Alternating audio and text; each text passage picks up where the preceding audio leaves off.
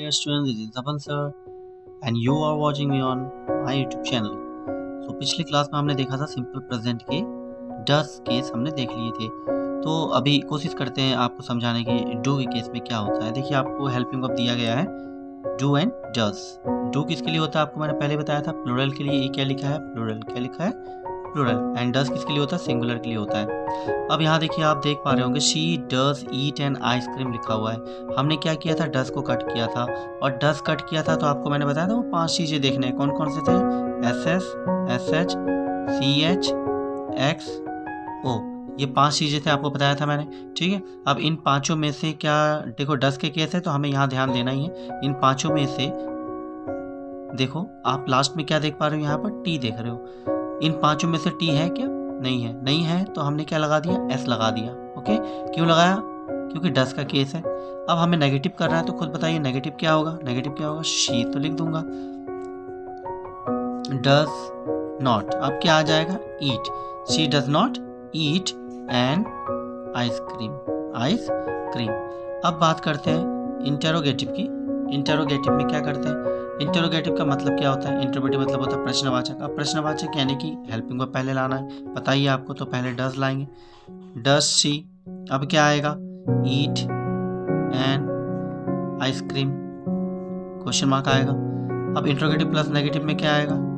Does she not, yes, not eat and ice cream, question mark. Is that clear?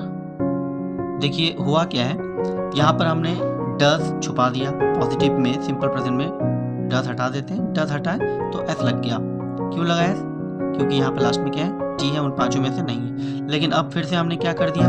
Does को ला दिया। जब does ला दिया तो इसमें जो एस लगा था वो क्या होगा? हट जाएगा।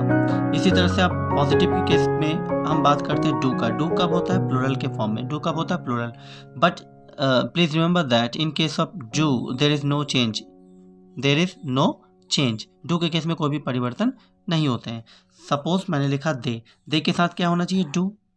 They do eat an ice cream. मैंने क्या बोला? जब हम डू को कट करेंगे तो डू के केस में there is no change in the verb. ना तो एस लगेगा ना तो यस लगेगा। तो हमने दे के साथ वर्ब, ये देखिए वर्ब था, वर्ब का फर्स्ट फॉर्म था, इसमें ना तो एस लगाया ना तो यस लगाया, कुछ नहीं लगा, हट गया। तो दे ईट एन आइसक्रीम हो जाएगा।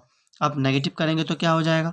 भाई हमारा जो हेल्पिंग वर्ब है, हेल्पिंग वर्ब के साथ ही हमें नॉट लगाना है, आपको पहले से बताते आ रहा हूँ। तो हमारा हेल्पिंग वर्ब यहाँ पर क्या है? दे के साथ क्या लगता है? डू लगता है। तो दे डू नॉट ईट होगा an ice cream.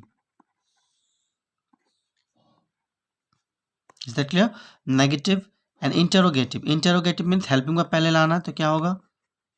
Do they eat an ice cream, question mark. And interrogative plus negative, do they not eat an ice cream, question mark. Is that clear? आपको सिर्फ इतना ही ध्यान रखना है कि भाई अगर डू का केस होता है तो डू के केस में कोई भी चेंज नहीं होगा। कोई भी सब्जेक्ट में, चाहे सब्जेक्ट में जैसे मान लीजिए कोई प्लूरल सब्जेक्ट है सॉरी, जैसे कोई प्लूरल सब्जेक्ट है, प्लूरल सब्जेक्ट में डू के केस में कोई भी चेंज नहीं करेंगे। किस में चेंज नहीं करेंगे? वर्ब में कोई चेंज नहीं होगा, ना तो एस लगेगा ना तो एस लगेगा। लेकिन डज के केस में आपको ध्यान रखना पड़ेगा। डज के केस में आपको क्या ध्यान रखना है? ये 5 चीज़ याद रखना है। अगर ये 5 चीज़ रहेंगे तो एस लगेगा, और नहीं रहेंगे तो ओनली एस लगा देंगे। और अगर अभी भी आपको समझ में नहीं आया है तो आप ज़रूर इस पर कमेंट कीजिएगा। ओके, और समझ में आ गया है तो ज़रूर आप एक दूसरे को शेयर कीजिए और कोशिश कीजिए, क्योंकि बोर्ड एग्ज़ाम नज़दीक है। आपके grammar portion class 10th 12th के 100% ये क्वेश्चंस आते हैं। आपके टेस्ट पेपर भी अवेलेबल करवाए जाएंगे जब आपके ये ग्रामर सेशन कंप्लीट हो जाएंगे। तो आप इसको ज़रूर अपने कॉपी में नोट डाउन कीजिए, इसे बार बार रिवीजन कीजिए। And if there is any kind of problem you face then you should comment me. Okay, thank you.